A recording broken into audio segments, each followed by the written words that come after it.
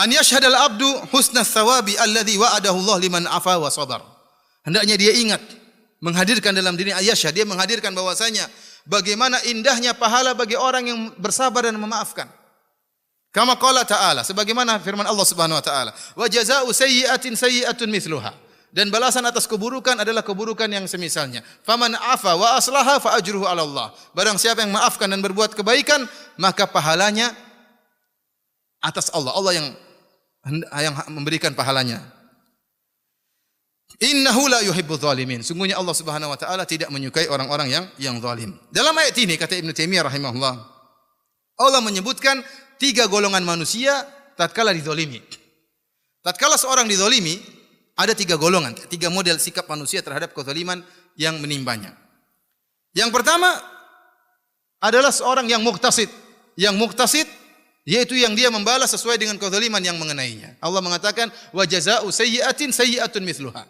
Balasan bagi keburukan adalah keburukan yang semisalnya. Kata Allah, wa in aqabtum fa'aqibu bimithli ma uqibtum bih. Kalau kalian ingin membalas, maka balaslah sebagaimana kezaliman yang kalian rasakan. Namun Allah mengatakan wala in sabartum lahu khairul lisabirin. Kalau kalian bersabar maka lebih baik. Jadi Allah Subhanahu wa taala tidak menyalahkan. Saya katakan tidak berdosa. Kalau ada seorang dikatakan dizalimi kemudian dia balas dengan kezaliman tersebut, dia melampiaskan kemarahannya, selama pembalasannya sama dengan kezalimannya, dia tidak berdosa. Dan ini Allah memperhatikan apa? Sifat manusia seseorang. Tidak mengapa kalau dia balas, tetapi harus sesuai dengan kadar kezaliman. Contohnya ada orang mengatakan kepada kita, "Wahai fulan, ente anjing." Kita bilang ente juga anjing. Ini dosa atau tidak? Tidak. Kenapa? Kita balas sesuai dengan kezaliman dia. Tapi kalau kita balas ente juga anjing, rabies. Ah, ini dosa. Kenapa? Karena anjing rabies lebih parah daripada anjing biasa. Apalagi kalau sudah marah, bukan ente aja yang rabies, bapak ente, nenek ente semua 7 turunan ke atas 7 semuanya rabies. Ah, ini lebih parah lagi dosanya.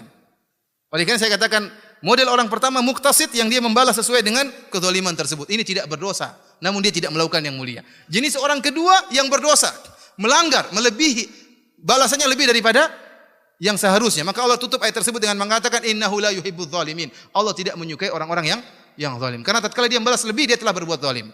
Dan yang terbaik adalah golongan ketiga yang memaafkan. Kata Allah, "Faman afa wa aslaha fa ajruhu 'ala Allah." Barang siapa yang memaafkan dan berbuat baik, maka pahalanya di sisi Allah Subhanahu wa taala. Tapi para hadirin rahmatillah Subhanahu wa taala, diriwayatkan dari Ibnu Abbas bahwasanya pada hari kiamat kata Syekhul Islam Taimiyah ada suara yang menyeru, ya. Illa liyakum man wajaba ajruhu 'ala Allah. Fala yakum illa man afa wa aslaha. Hendaknya ya, berdirilah ya, ala liyakum man wajaba ajruhu 'ala Allah. Hendaknya yang pahalanya wajib Allah tunaikan, hendaknya berdiri. Siapa yang pahalanya wajib Allah tunaikan, hendaknya dia berdiri.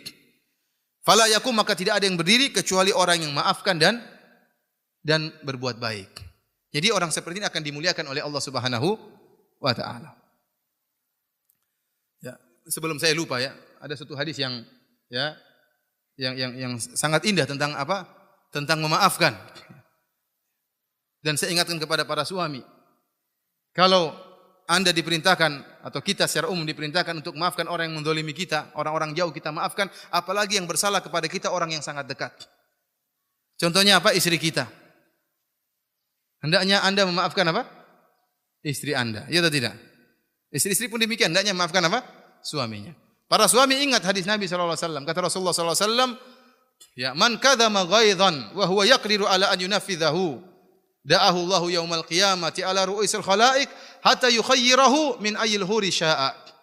Kata Nabi SAW, barang siapa yang menahan amarahnya padahal dia mampu untuk melampiaskan amarahnya, maka Allah akan panggil dia pada hari kiamat di hadapan khalayak.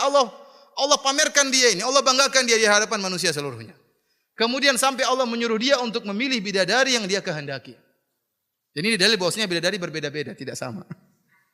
Oleh karenanya kalau istri ente marah-marah, ente maafkan. Ente bilang, kenapa suamiku maafkan? Wahai istriku, sungguhnya Nabi bersabda, barang siapa yang memaafkan, maka disuruh pilih bidadari pada hari kiamat.